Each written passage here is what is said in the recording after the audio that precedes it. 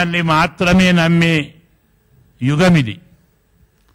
అలా వారు చూచేదాకా మన పెద్దలు చెప్పిన ఏ విషయాలను నమ్మరు. అవన్నీ కల్పనలు అంటారు. అనుభవానికి వస్తే అవునండి నిజమే, మనం చెప్పుకున్నాం ద్వారకా నగరమని, సేతు బంధమని, ఇలాంటివన్నీ ఎప్పుడో చెప్పారు.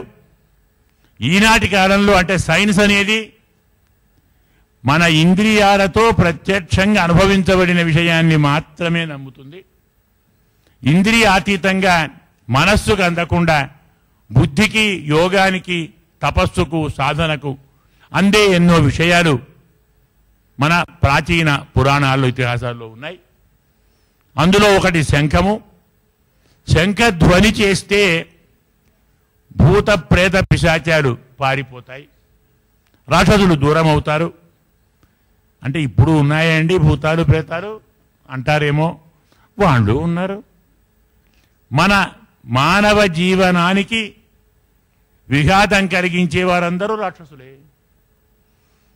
మన నిత్య జీవనానికి అడ్డు కలిగించే వారందరూ రాక్షసులే. మనకు అపకారం చెయ్యాలని భావించేవారు ఎదుటివారి బుద్ధులు పని చేయకుండా చేయగలది శంఖనాదము. దేవాలయంలో ప్రతిరోజు ఆరాధనకు ముందు శంఖనాదం చేస్తారు, అభిషేకంలో శంఖనాదం చేస్తారు, మంగళహారతిలో శంఖనాదం చేస్తారు. పాత రోజుల్లో ఇళ్లలో పూజా మందిరంలో శంఖం ఉండేది. పూజ కాగానే తీర్థమిచ్చే ముందు ఆ శంఖనాదం చేసి అందరినీ పిలిచి ఆ నాదం వినవని చెప్పేవారు.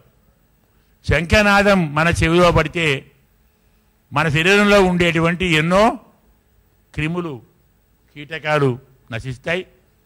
ప్రధానంగా మానసిక రుగ్మతలన్నీ పోతాయి. ఉన్మాదం, పిచ్చి అంటామే, ఇవన్నీ కూడా పోతాయి. ఎన్నో రకముల ఆరోగ్యాన్ని, ఆనందాన్ని ప్రసాదించేటువంటి గొప్ప ఔషధం శంఖనాదం.